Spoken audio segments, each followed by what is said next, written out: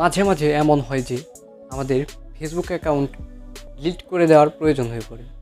দেখা যাচ্ছে যে আমরা শখের বসে একটি ফেসবুক অ্যাকাউন্ট খুলে বসেছি, সেটা যদি আমরা ডিলিট না করি সেটা সেইভাবেই রয়ে যায়।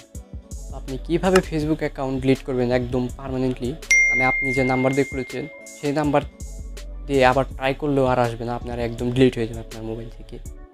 তো কীভাবে আপনি ফেসবুক অ্যাকাউন্ট ডিলিট করবেন সেই সম্পর্কে আমি আজ ভিডিওটিতে বলবো। আপনারা পুরো ভিডিওটি দেখবেন, কোথাও স্কিপ করবেন না। তো চলুন আমরা মোবাইল স্ক্রিনে চলে যাই।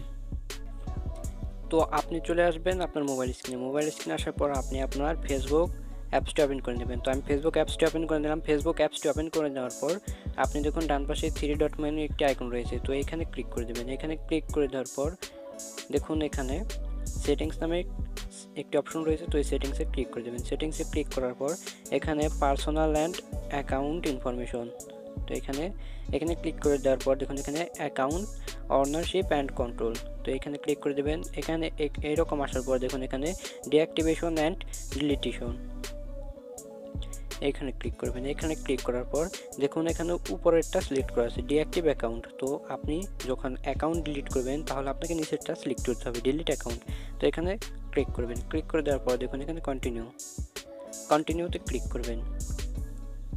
কন্টিনিউতে ক্লিক করার পর দেখুন এখানে অনেকগুলো অপশন আসবে। এখানে অনেকগুলো অপশনের মধ্যে আপনি যে কোনো একটি সিলেক্ট করে দেবেন, তো আমি যে কোনো একটি সিলেক্ট করে দিচ্ছি। তো সিলেক্ট করে দেওয়ার পর দেখুন এখানে কন্টিনিউ টু অ্যাকাউন্ট ডিলিটেশন, এখানে ক্লিক করবেন।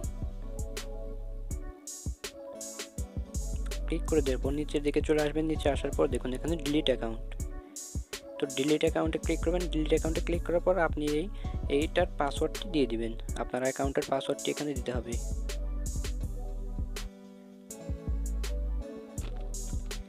তো আমি আমার অ্যাকাউন্টের পাসওয়ার্ডটি দিয়ে দিয়েছি। পাসওয়ার্ডটি দিয়ে দেওয়ার পর আপনি এখানে কন্টিনিউ করবেন।